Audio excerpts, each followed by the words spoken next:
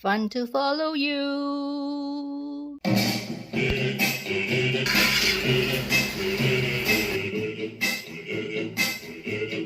Today, I'll be making sweet potato Angku. Angku means red dessert, but it can be in any color. Since we are using sweet potato, and this is the yellow type, so it will become yellow Angku. So let's get started. So the ingredients are around 200 grams of sweet potato. Actual weight with the skin on is 220. So by the time you remove the skin, it should be around 200. The filling for the Angku will be the red bean paste, and I'm doing store-bought with a low sugar. You also need about equal weight glutinous rice flour. That means to say the weight of the sweet potato is equal the weight of the glutinous rice flour. So this is around 200 also. You need about 5 to 7 grams of rice flour to cook the broth using 50 ml water. 1 tablespoon of crystal sunflower oil. You need around 2 tablespoons of santan. You also need banana leaves, which this has been cleaned, but I will wash it in hot water just to scale slightly to soften the leaves. To begin, I will be cutting up, removing the peeling off the skin of the potato, cut it into very thin slices, and gonna steam it for about 15 minutes. And by the way, when you steam this, it might release some liquid also. Don't throw away the water. You use this to mix with the flour. It's around this thickness will do for all the slices. It's already in the steamer. I'm setting the timer to about 15 minutes, and just close it and wait for the timer to set off. Throw away the excess water. Make sure you just let it rest a while before you cut it, because it's hot now. So just let it rest like that to drain off some of the water. Then when it cools down substantially, I will just roughly go along the vein, and you just tear off like that.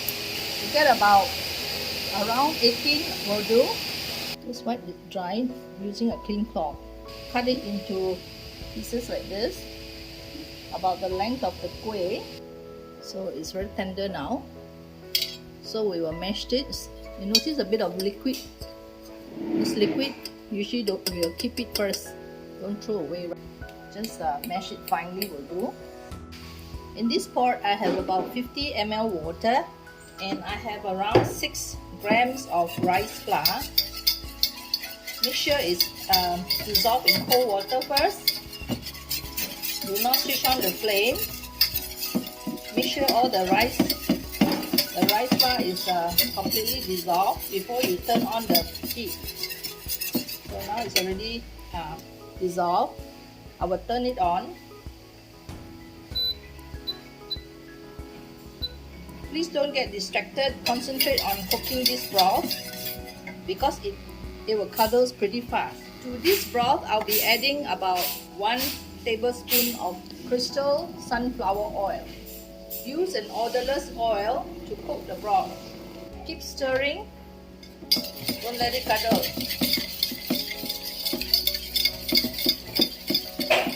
It thickens pretty fast.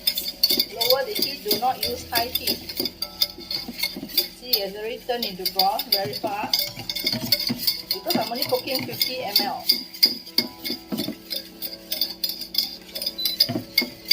So it's already cooked. You can remove from the heat. You're gonna pour this into the 200 grams of glutinous rice flour, which I measured just now, while it's hot. It's very hot now. Use a whisk to help you to distribute. Later you can use your hand. Use a clean pair of hands, and then try to work the rice flour broth into the glutinous rice flour. You add in your mashed sweet potatoes. Slowly mix it until the flour and the sweet potatoes are combined. You will need some liquid, and I will be using santan for a better flavoring. You'll find that if you do not have santan, it's okay. You can put slightly warm plain water. You put in a pinch of salt. Santan goes well with salt. If this 2 tablespoons is not enough, you add water. So here I have already measured about 2 tablespoons oil. 1, 2. Of course, the more oil, the more tasty it will become. Let me add water. I'm adding about, this is about 50 ml. Adding slowly, or rather tablespoon by tablespoon, because you do not want the dough to be too soft, and the dough has to be pliable, not too dry and not too wet. Because you are putting in sweet potatoes, sometimes like pumpkins or sweet potato, they tend to sweat afterward. That's why you have to be careful on the amount of liquid that you are putting into your dough. So I think all in is about 2 tablespoons santan, but half tablespoon of water. I have around 18 the sweet potato dough, and also I've scaled 18 red beans. This is around 17 to 18 grams per ball. As for the sweet potato dough, I've scaled it to about 30 to 31 grams each. So we'll start wrapping. Usually you can oil your hand, but I noticed the dough is not very sticky, just that it may crack.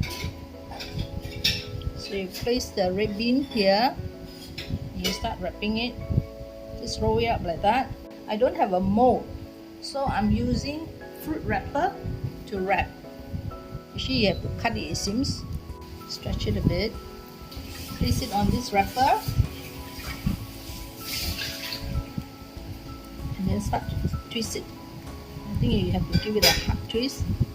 Now it looks more like an almond seed. The different shape between the leaf, this is the bottom, this is the top. I'm using the darker side. Just place it like this on the banana leaf.